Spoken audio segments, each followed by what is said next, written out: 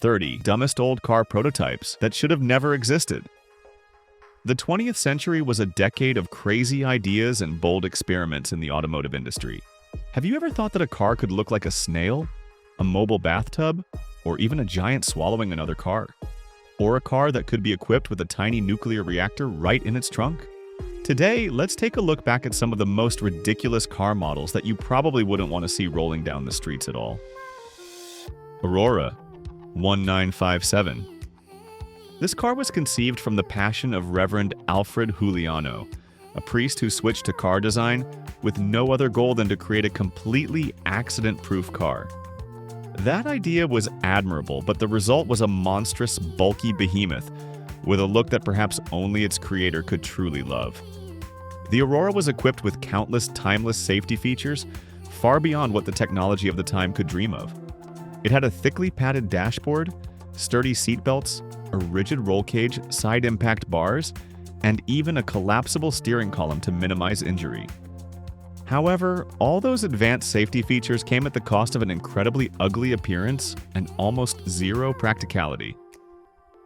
The front of the car was bizarrely large, initially intended to safely lift pedestrians in the event of a collision, or perhaps to simply terrify them into running the other way. Its bubble shape gave the car the aerodynamics of a brick, completely unsuitable for road travel. Only one prototype of the Aurora was built, and it quickly faded into oblivion, serving as a reminder that sometimes even the best ideas need reasonable execution. Nissan S-Cargo. Imagine a car whose name says it all. S-Cargo, a pun on the French word for snail. And true to its name, this car was actually designed to look exactly like a snail. The S-Cargo was part of Nissan's Strange Pike Factory series, a range of retro cars inspired by classic designs but distinguished by their eccentricity.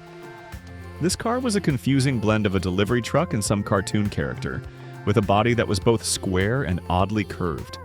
It looked like a Pixar character rejected from some animated movie. Its tiny 1.5-liter engine only made this car slower than most bicycles, completely unsuitable for modern urban driving. The S-Cargo's styling was so bizarre that even Nissan employees probably questioned their life choices when this product came out. Dymaxion Car, 1933. This masterpiece was the brainchild of Buckminster Fuller, an ambitious inventor. The Dymaxion car was envisioned as the future of transportation, a teardrop-shaped three-wheeler steered by its rear wheel, looking more like a submarine on roller skates than a conventional car. The Dymaxion's goals were truly ambitious. It promised comfortable seating for 11 passengers, astonishing fuel efficiency, and even had the potential for vertical takeoff. That's right, the inventor even planned for this car to have vertical takeoff and landing capabilities. However, in reality, the Dymaxion was a nightmare on the road. With only one wheel at the back for steering, the car swerved like a drunken shopping cart, making it a veritable death trap in traffic. It couldn't even handle a sharp turn without causing danger. The Dymaxion car, despite its grand ambitions, is a prime example of an idea that was ahead of its time but failed miserably in execution and practicality. Ferrari 512, Modulo 1970. Ferrari, a brand famous for powerful and sleek sports cars, sometimes has its moments of wandering off course. The Ferrari 512 S Modulo 1970 is a prime example of that deviation. Designed by the renowned Pininfarina, the Modulo was a futuristic, wedge-shaped design that looked exactly like an alien spacecraft. With an ultra-low body, lower than your average coffee table, a bubble-like glass canopy that slid forward instead of traditional doors, and covered wheels for improved aerodynamics. This car sounds incredibly impressive. However, the biggest problem was that it barely functioned as a normal car. The extremely low body made any speed bump its number one enemy, threatening to damage the undercarriage. Hidden wheels meant you couldn't drive properly without scraping everything around. And what's worse, despite being equipped with a massive V12 engine, it had almost no ventilation system, meaning the engine would overheat almost instantly if pushed too hard. Lancia Stratos HF0. This wedge-shaped prototype looked like a spaceship and was designed purely for shock value. The Lancia Stratos HF0 was a mere 33 inches tall, which is shorter than most people's waists and even shorter than some regular go-karts. The most peculiar thing was that it had no doors or roof. Instead, the entire windshield would flip up like a fighter jet cockpit, and you had to slide your feet in as if you were crawling into a high-tech coffin. Visibility from inside this car was extremely poor, and the interior space was so cramped it could be compared to a glove compartment. With the steering wheel almost touching the windshield, driving the Stratos HF0 was like trying to control a car from inside a shoebox. Although never mass-produced, the Lancia Stratos HF0 was a bold design experiment, and some of its styling cues were incorporated into the actual Lancia Stratos, a car that later dominated rally racing. Have you ever seen a car model so strange that it made you question reality? Share your story in the comments. Cadillac Cimarron. In the early 80s, Cadillac made one of the worst brand decisions in automotive history. They took a cheap Chevy Cavalier compact, slapped a little leather on the seats, attached a Cadillac badge, and declared it a luxury car. The Cimarron was so mediocre that it almost completely ruined Cadillac's reputation. Although marketed as a European-style luxury sports sedan, the Cimarron was not luxurious at all. Beneath its thin Cadillac branding, it was still just a Chevy with a weak 88-horsepower four-cylinder engine, making it slower than some minivans. This was Detroit's first attempt to create a European-style luxury sports sedan, but the first version came with more flaws than promises. Walter C. Jerome, Survival Car, 1958. This car was the brainchild of Walter C. Jerome, and it was expected to become the ultimate accident-proof car. Jerome had the right idea. At the time, cars were like mobile metal boxes, without seatbelts or any safety features. He designed the front engine compartment to be completely separate from the passenger compartment to protect occupants from the engine crushing into the front seats in a head-on collision. However, the implementation of this idea was completely ridiculous. The driver's seat was not in the main body. Instead, it was placed in a rotating turret mounted above the engine. The drivers sat in their own small compartment, completely separated from passengers. As you might guess, the survival car never made it past the prototype stage. Only one was built, and it quickly faded into oblivion, but not without leaving its mark as one of the strangest safety cars ever conceived. Briggs & Stratton Hybrid, 1980. What happens when a company famous for lawnmower engines decides to build a hybrid car? You get the Briggs & Stratton Hybrid 1980, a vehicle so strange it felt like someone glued a lawnmower to a science experiment. This quirky car was a six-wheeled hybrid, powered by a combination of a tiny 694 cubic centimeter, two-stroke lawnmower engine, and an electric motor. In theory, it was supposed to be fuel-efficient and environmentally friendly, but in reality, it was a mobile engineering nightmare. First, the six-wheel configuration made absolutely no sense. Two of those wheels didn't even provide traction, they were just there for stability. And then there was the performance, or rather the lack thereof. The gasoline engine only produced 18 horsepower, meaning this car's top speed was somewhere between a slow walk and a gentle breeze. AMC Gremlin. Sometimes a car's name tells you everything you need to know, and for the AMC Gremlin, that's certainly true. What happens when AMC, the company behind the bubble-shaped Pacer, had another brilliant idea in the 70s? They took a regular sedan, chopped off the back, and called it a compact car. That's literally how the Gremlin was designed. Instead of creating a brand new car from scratch, AMC took their existing Hornet sedan, cut off the trunk, and called it a day. The Gremlin was supposed to compete with European compacts, but it was unbalanced, clumsily designed, and built like a tin can. To make matters worse, AMC even offered a V8 engine option, which gave it plenty of power but no way to handle it. So you'd have a small, short wheelbase car that was very prone to spinning out of control. Buick Centurion, 1956. Buick had some pretty wild ideas in the 1950s, but nothing was as absurd as the 1956 Centurion. On the surface, this car looked amazing. A sleek jet-age coupe with a wraparound windshield, a bubble top, and aircraft-inspired styling. But then, Buick decided to go one step too far by completely eliminating rearview mirrors and replacing them with a rear-mounted camera. That's right. Decades before modern rearview cameras existed, Buick thought putting a small TV screen inside a car in the 50s was a great idea. Except, of course, it wasn't. The technology at the time was primitive, unreliable, and completely unnecessary for a car that had windows anyway. Among these bizarre designs, which car made you exclaim, "Who thought of this?" Share your thoughts. Ford Nucleon, 1958.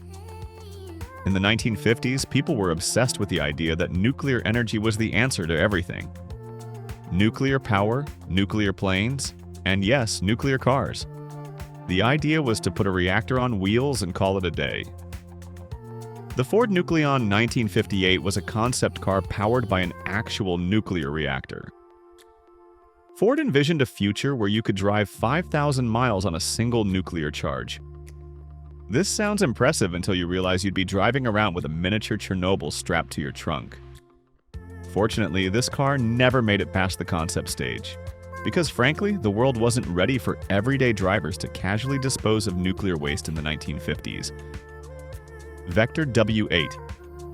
The Vector W8 was expected to be America's answer to Ferrari and Lamborghini, a jet-inspired supercar capable of beating all rivals. However, it turned out to be one of the most overhyped and underperforming disasters in supercar history. The W8 packed serious power, a monstrous 6.0-liter twin-turbo V8 engine producing 625 horsepower, capable of reaching 242 miles per hour. But here's the problem. It barely worked. Vector was a small company with big ambitions, but almost no practical experience in mass-producing cars. This led to terrible reliability, nightmare handling, and countless electrical problems, making it more likely to break down than break speed records. The company produced fewer than 20 units before going bankrupt. The W8's interior looked like something out of a bad movie. It had a cockpit-style dashboard, a myriad of buttons, and a complex digital instrument cluster even for the 90s. Vector M12. If the Vector W8 was a failed supercar experiment, then the Vector M12 was an even more embarrassing sequel. After the original Vector company collapsed in the early 90s, it was bought by an Indonesian company, which thought the best way to revive the brand was to steal Lamborghini parts, mix them with terrible engineering, and hope for the best. The result was a car that looked fast but performed like a dying spacecraft. The M12 borrowed its V12 engine from the Lamborghini Diablo, but instead of turning it into a true supercar, Vector encased it in a bulky, heavier, uglier, and slower fiberglass body than the original Diablo. The M12 suffered from terrible overheating issues, unreliable electrical systems, and an interior that resembled a rejected arcade game. Only 14 units were produced before Vector shut down once again. Bricklin SV-1. When a company puts the words safety vehicle in its product name, you'd think it would at least be safe. But the Bricklin SV-1 was not. Designed by Malcolm Bricklin, this Canadian-made sports car was supposed to be a revolutionary blend of speed and safety. It had unique gull-wing doors, impact-absorbing bumpers, and a fiberglass body. All sounds impressive until you realize that this car had zero reliability, terrible build quality, and an interior that looked like a plastic toy. The gull-wing doors were powered by hydraulic motors that constantly malfunctioned. Imagine trying to get out of your car and realizing the doors won't open because the hydraulics died. And as for performance, it weighed like a tank, but only had a 175 horsepower V8 engine. This meant that instead of a sleek, high-performance sports car, it drove like a sofa on wheels. DeLorean DMC-12.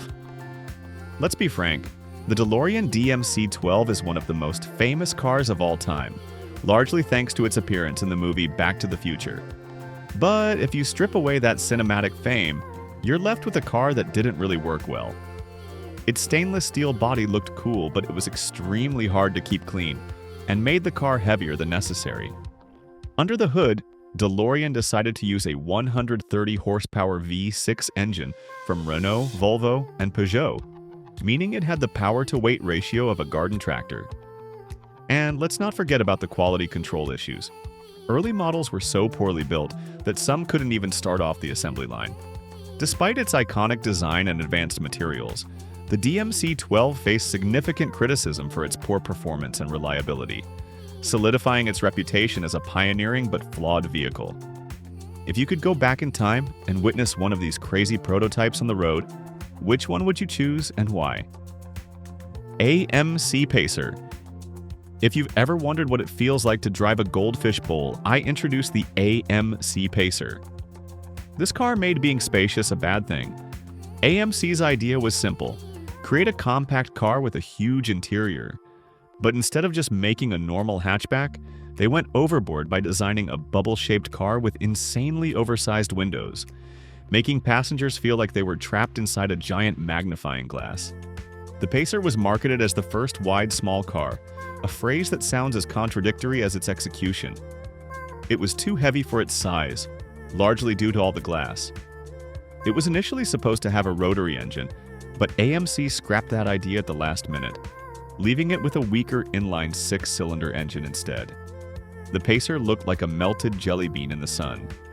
And to make matters worse, one door was longer than the other for easier rear seat access, making it look even more unbalanced. BMW Isetta, 1955. The BMW Isetta 1955 is a unique chapter in automotive history. This microcar wasn't actually built by BMW.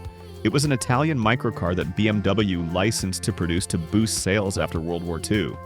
But calling it a car is a bit of an exaggeration.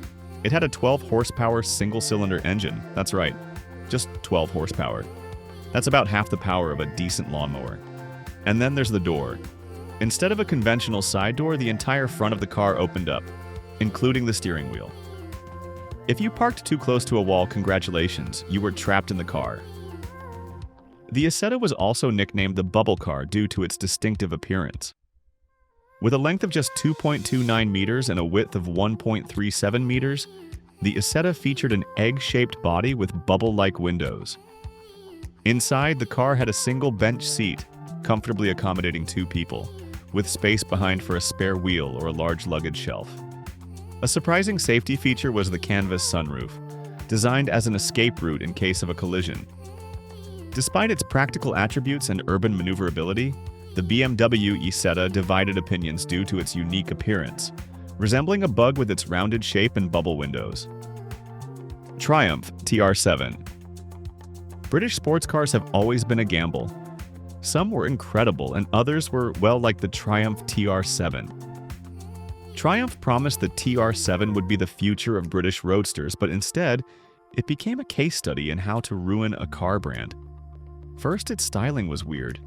The TR7 had a clumsy wedge shape with a hood that looked too long for its tiny body. But maybe it drove well? Absolutely not.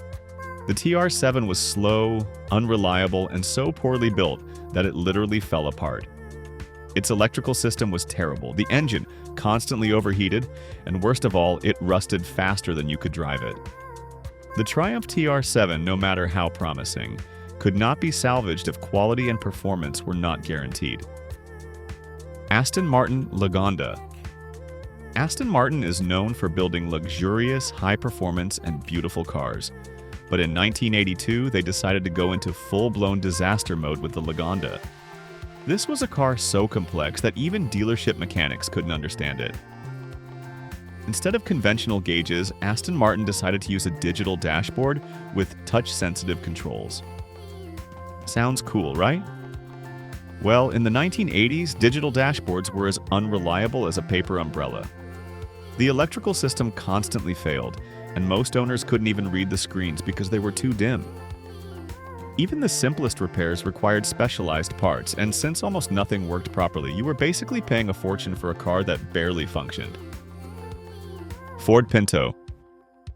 The Ford Pinto is one of the biggest disasters in American automotive history. Ford's goal was to create an affordable subcompact car to compete with the rising wave of Japanese imports. But in their rush to make it as cheap as possible, they cut a few corners, and that corner cutting meant they created a potential death trap that could explode. The Pinto's fuel tank was placed in the worst possible position, right behind the rear bumper. And Ford, knowing this was a huge safety risk, decided not to fix it because it would cost an extra $11 per car. Instead, they figured it would be cheaper to pay out lawsuits than redesign the fuel system. Building a silly car is one thing, but building a car that actively tries to kill you is something else entirely. General Motors Lesabre. In the 1950s, car manufacturers were obsessed with jet-inspired design. And General Motors took that obsession to a new level with the GM Lesabre, a car that looked like it should be flying in the sky instead of driving on the road. GM engineers poured every futuristic idea they could think of into this car. It had a wraparound windshield, tail fins, and a front end that resembled a fighter jet intake. Under the hood was a supercharged V8 engine that could run on both gasoline and methanol, because clearly fuel efficiency wasn't a concern in the 50s. And let's not forget the automatic rain sensor. If it started to rain, the Lesabre's convertible top would close itself. Sounds great, except this was 1951, and electrical systems at the time weren't exactly reliable. Marcos Montes, 1970. You'd think that by the 1970s, sports car companies would have figured out what made a desirable car. Good looks, great handling, and plenty of power. Marcos, a company known for building quirky but capable British sports cars, took a wrong turn in 1970. The Mantis was a massive, overstyled Grand Tourer that looked like a mutant fish on wheels. Power came from a Triumph inline six-cylinder engine, which wasn't bad, except it wasn't fast enough to match the car's aggressive looks. And that look, it had curves in the wrong places, a weird roofline, and simply mismatched proportions. Pontiac Stinger. Pontiac thought the world needed a futuristic convertible off-road vehicle, so they built a concept car wrapped in bright neon blue and yellow plastic. This Stinger was a new concept in automotive design art. The seats could be pulled out and used as beach chairs. The sound system was also removable so you could play music outside. It even had a built-in cooler and surfboard storage. Sounds fun, right? Well, it was too impractical for mass production. The Stinger was not practical for daily driving, and people who actually wanted an off-road vehicle already had Jeeps and other off-road vehicles. So, Pontiac left this blindingly yellow disaster as a single concept car, and the world moved on. Ford GT90. The Ford GT90 sounded like the future of supercars. It had an insane 720 horsepower quad-turbo V12 engine, a top speed of 250 miles per hour, and a design that looked truly impressive. Ford built the GT90 as a concept car, but they hadn't really worked out all the details. The biggest problem was that its engine got so hot it could actually melt parts of the car. That's right, it turns out stuffing a quad-turbo V12 engine under the hood without proper cooling was a bad idea. Ford never intended to mass-produce the GT90, but that didn't stop people from asking for one. Unfortunately, it remained a single concept car, and Ford abandoned the idea in favor of something a little more practical. Renault Avantime. The Renault Avantime was an attempt to create a unique and exciting luxury minivan. This is the Renault Avantime, a car that was supposed to be a coupe. Instead of 4 doors like a typical van, it had 2 large, heavy coupe doors, making entry and exit a nightmare. And while most minivans focused on practicality, the Avantime sacrificed all of that for style. In the end, it was too impractical for families, too slow for car enthusiasts, and too weird for everyone. Nash Rambler, 1950 to 1955. The Nash Rambler is widely recognized as America's first successful compact car. Developed by Nash Kelvinator Corporation, its design reflected a peculiar blend of automotive and appliance influences. While Nash engineers focused on technical aspects, the car's styling bore the distinct imprint of Kelvinator's expertise in refrigerators. The Rambler was introduced in 1949, featuring a distinctive bathtub-shaped body with enclosed wheels, initially used on larger Nash models. However, when adapted for the smaller Rambler, this feature appeared clumsy. The enclosed front wheels and the car's rounded shape gave it a quirky, almost toy-like appearance, which did not resonate with American consumers accustomed to associating size with status and quality in automobiles. the Rambler carved out a niche as the first successful modern American compact car, designed to be smaller than its contemporaries yet comfortably accommodating up to 5 passengers. Under the hood, the Rambler boasted a reliable Nash 172.6 cubic inch 6-cylinder engine, producing 82 horsepower. It rode on a 100-inch wheelbase and offered both manual and automatic transmission options.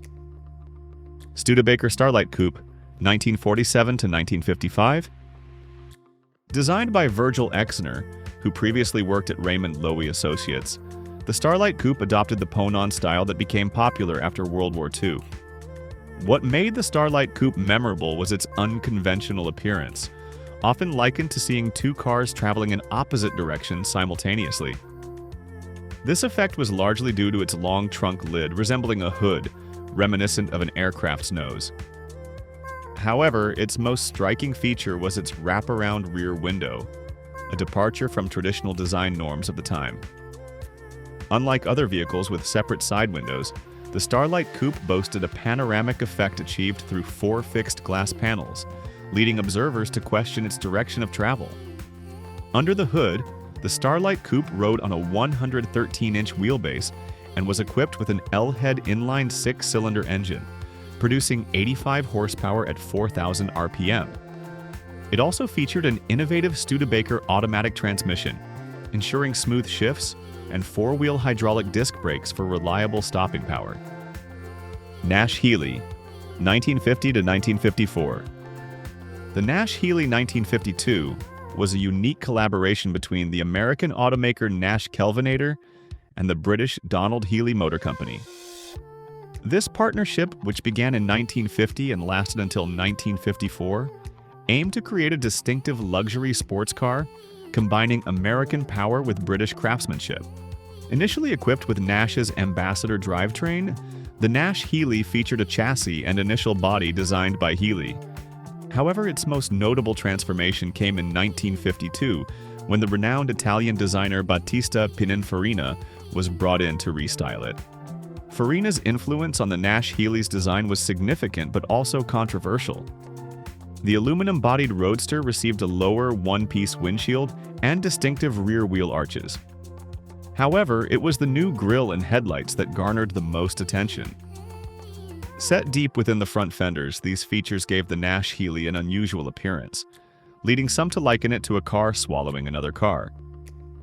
Despite its polarizing aesthetics, the Nash-Healey was recognized for its track performance, notably winning its class at the prestigious 24 Hours of Le Mans race in 1952 and finishing 3rd overall, behind only Ferrari and Talbot. Under the hood, the Nash-Healey boasted 2 engine options throughout its production. Earlier models from 1951 to 1952 were equipped with a Nash Dual Jetfire OHV inline 6-cylinder engine, producing 125 horsepower from 234.8 cubic inches. Buick Special, 1954. The 1954 Buick was part of the second generation of Buick's Special models, produced from 1949 to 1955. During this period, Buick gained recognition for its elegant styling and powerful engines. Mid-50s Buick models were considered some of General Motors' most beautiful vehicles, featuring distinctive details like stylish portholes on the front fenders and smoothly curved rear wheel arches. However, the front-end design of the 1954 models received mixed reviews, often criticized for its drooping headlight bezels and a somewhat scowling grille. These elements contributed to a unique, if slightly mournful, appearance, leading some to humorously compare the car to Marvin the Paranoid Android from science fiction. Despite criticism of its front-end styling, the Buick Special 1954 had its strengths. It offered a variety of body styles, including sedans, coupes, and convertibles, catering to different buyer preferences and needs at the time. Under the hood, it featured a Fireball V8 engine with a displacement of 264 cubic inches, producing approximately 143 horsepower. This engine choice provided sufficient power for locomotion, combined with an automatic transmission that enhanced the user-friendly driving experience. Buick reacted quickly to this feedback. By 1955, the design of Buick models featured significant improvements, particularly in the front-end styling. Edsel, 1958. Designed during the mid-1950s, the Edsel 1958 stood out for its controversial appearance, even in a decade known for bold styling. Despite the prevailing preference for strong designs, the Edsel faced severe criticism, especially for its front-end design. Whether the larger Citation and Corsair models or the smaller Ranger and Pacer variants, all Edsel models featured a distinctive, widely derided vertical front grille and widely spaced headlights. The public compared it to a horse collar, while privately its appearance received even less flattering comparisons. The car's profile, particularly noticeable in the convertible variant, raised eyebrows due to its proportions, fueling speculation about its structural integrity. The Edsel's large, bulging side panels contributed to its distinctive yet cumbersome appearance. Beyond aesthetic issues, the Edsel also faced build quality problems, further contributing to its notoriety. The combination of design flaws and manufacturing challenges contributed to its rapid decline in popularity. Although offering various engine options, including a V8 for power and a more economical 6-cylinder variant, the Edsel failed to attract consumers. Ultimately, its production run lasted only 3 years. Hope you had some interesting moments on this journey. Don't forget to like, share, and subscribe to Back to Yesterday to discover more beautiful memories from the past. Thank you for watching until now. See you on the next adventure.